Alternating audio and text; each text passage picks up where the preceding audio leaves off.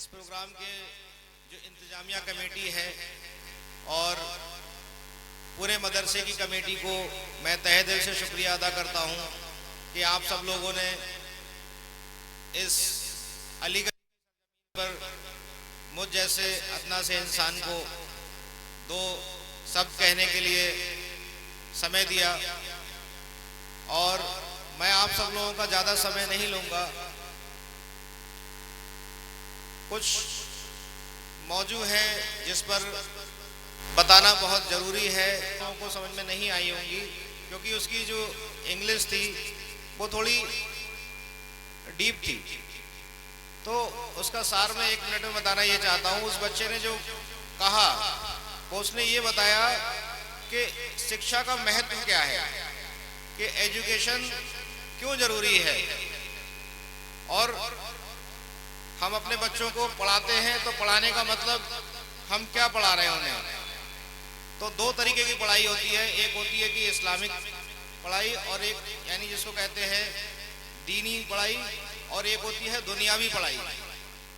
तो हम क्या अपने बच्चों को सिर्फ दीनी पढ़ाई पढ़ा रहे हैं, दुनियावी पढ़ाई से महरूम कर देते हैं, या फिर हमने दुनियावी पढ़ाई तो पढ़ाई पर हमारे बच्चे को जो है दीनी तालीम बिल्कुल भी नहीं है। पता चला उसे कलमे भी नहीं आते, उसे अलहम्दुलिल्लाह शरीफ भी नहीं आती, उसे नमाज का तरीका भी नहीं मालूम है, वुज़ू कैसे करते हैं। शादी होने वाली है और उसे जो है वुज़ू का तरीका भी नहीं पता है, उसे गुस्ल भी नहीं पता है कि कैसे गुस्ल करते हैं। तो ये जो मसले हैं ये बहुत ज़रूरी है कि हमें दीन की पढ़ाई और दुनियावी दोनों में बैलेंस रखना है।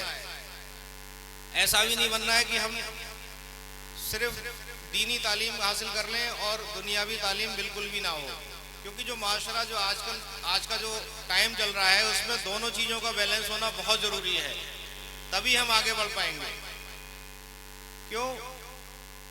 एग्जाम्पल के तौर पे मैं देखता हूँ जो मस्जिद के जो इमाम लोग होते हैं, अगर वो सिर्फ इमामत के बेसिस पे अपना पैसा चलाते हैं तो इमाम की तनख्वाह कितनी होती है आप सोचिए। किसी इमाम को 5,000 रुपये महीना, 10,000 रुपये महीना, 15,000 रुपये महीना मिलते हैं। अगर उनके पास कोई दूसरा हुनर होता है, मान लीजिए वो किसी आर्ट में एक्सपर्ट है, मान लीजिए सिलाई का काम जानते हैं, या वो खुद इंजीनियर हैं, या कुछ दूसरी जॉब करते हैं, तो उनकी जो इनकम में एक इजाफा हो गया। तो यहाँ पे मेरे कहने का मतलब ये है कि मैं ये नहीं कह रहा हूँ कि हाफिज साहब का अहमियत के अंदर एक इमाम की अहमियत बहुत आला है, लेकिन साथ ही साथ जो है हमें उसमें दुनियावी तालीम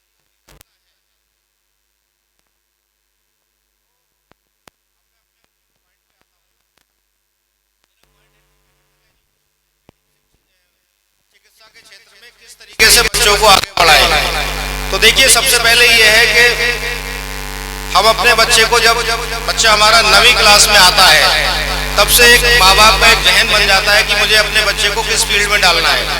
मुझे अपने बच्चे को डॉक्टर बनाना है, इंजीनियर बनाना है, या टीचर बनाना है, या उसको IAS PCS की तैयारी करानी है, यानी कलेक्टर की तैयारी करानी है, उसको तहसीलदार बनवाना है, क्या बनवाना है। मतलब वो बच्चा जब 9वीं क्लास में आता है तब धीरे धीरे एक माँ बाप का एक जहन बनता जाता है। दूसरा चीज़ ये होता है जब बच्चा अपने दोस्तों के फ्रेंड सर्कल में होता है, कुछ उसके दोस्त ऐसे ज़्यादा उम्र के भी होते हैं, कुछ छोटे बच्चे भी दोस्त होते हैं, कुछ उसकी उम्र के भी दोस्त होते हैं। तो जब बच्चा अपने आसपास के मुआशरे में बैठता है उठता है तो बच्चे का भी एक जहन बनता है कि मुझे क्या करना है। वो बच्चा जो है खुद भी, तो माँ बाप को सबसे पहले एक चीज़ देखना चाहिए कि हमारे बच्चे का इंटरेस्ट किस फील्ड में है। क्या हमारा बच्चा डॉक्टर बनना चाहता है, नहीं बनना चाहता है, और वो अगर नहीं बनना चाहता है तो जबरदस्ती उसको डॉक्टर मत बनाइए। उसका जिस फील्ड में इंटरेस्ट हो, अगर उसको जो है आलिम बनना है तो उसको आलिमत में जाने दीजिए, उसको अगर जो है डॉक्टर बनना है तो डॉक्टर बनने दीजिए उसको, यानी वो जिस फील्ड में जाना चाहता है। अगर फोटोग्राफर बनना चाहता है तो एक अच्छा फोटोग्राफर भी हो सकता है वो, एग्जाम्पल के तौर पे। तो अब हमारा बच्चा जब 9th क्लास में आया तो हमने उसको तैयारी मेडिकल की तरफ हमने उसको यानी कि उसका दिमाग दिया। उसके बाद क्या होता है, जब जैसे ही बच्चा इंटर करता है, इंटर करने के बाद इसकी तैयारी होती है मेडिकल की, तो उसका आजकल जो होता है वो नीट का एग्ज़ाम होता है। तो नीट का एग्ज़ाम हम दिलवाते हैं अपने बच्चों को, और उसके अकॉर्डिंग जो है नीट में रैंक आती है अलग अलग। जो टॉपर बच्चे होते हैं, जो ऊपर के बच्चे होते हैं, उनको MBBS मिलता है, फिर और नीचे होते हैं उनको डेंटल की डिग्री मिलती है, फिर BHMS होम्योपैथी के डॉक्टर होते हैं, फिर यूनानी के होते हैं, आयुर्वेदिक के होते हैं। अब सपोज करिए सबसे बड़ा सवाल ये आता है कि बच्चा मान लीजिए कई अटेम्प्ट दे लिए उसने, एक अटेम्प्ट, दूसरा अटेम्प्ट, तीसरा प्रयास, चौथा प्रयास, अब उसका पता चला जो उसका MBBS में या किसी भी डिग्री में, डॉक्टर की डिग्री में नंबर ही नहीं आ रहा है। तो ऐसे बच्चे क्या करते हैं, वो सोचते हैं कि अरे यार हमारा तो जीवन व्यर्थ हो गया, बेकार हो गया, 5 साल तो हमने खराब कर दिए, अब तो हमारे पास कुछ है ही नहीं, अब हम क्या करें। तो ऐसे जो है माँ बाप को और ना ही ऐसे बच्चों को बिल्कुल भी जो है नाउम्मीद होने की जरूरत नहीं है। नाउम्मीद वही होते हैं जो कोशिश नहीं करते या जिनके सामने रास्ता नहीं होता। अगर आप ईमानदारी से कोई भी काम करें तो बिल्कुल नाउम्मीद ना हो। तो अगर आप MBBS नहीं कर पाते हैं, BMS, BDS, BHMS, कोई भी डॉक्टर की डिग्री नहीं कर पाते, तो डॉक्टर की डिग्री के साथ साथ आपको दूसरी और भी डिग्री ऐसी होती हैं जो कि एक हॉस्पिटल में काम करने के लिए जरूरी होती हैं।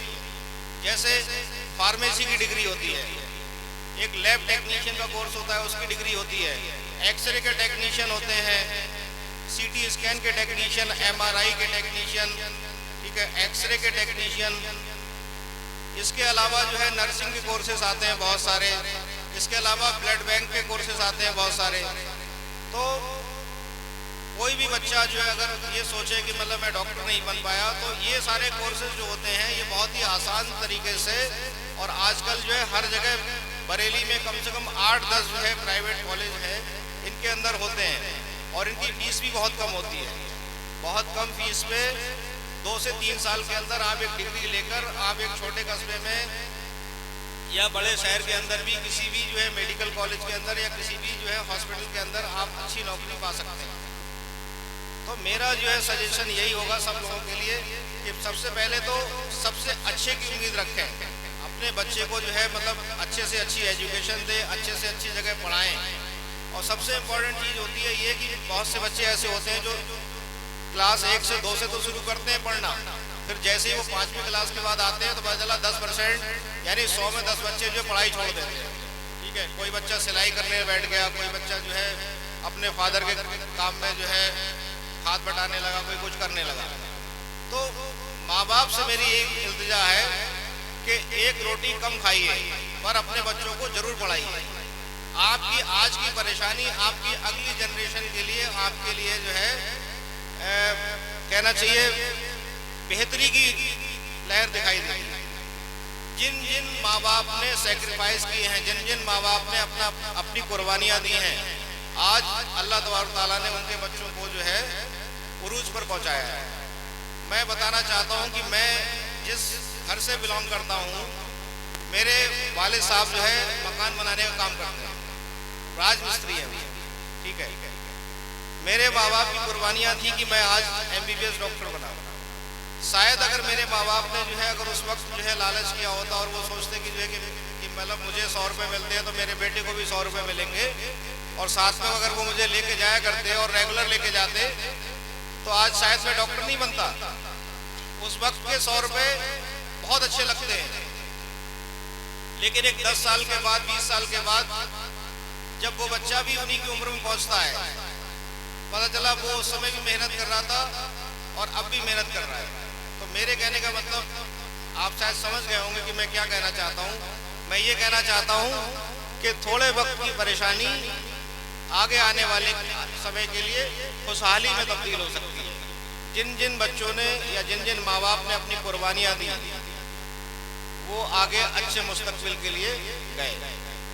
फॉर एग्जाम्पल, मेरे साथ के बहुत से ऐसे बच्चे थे, तो उनसे मैं खुद कहता था कि पढ़ाई करो, लेकिन जो बच्चे उस टाइम मेरे से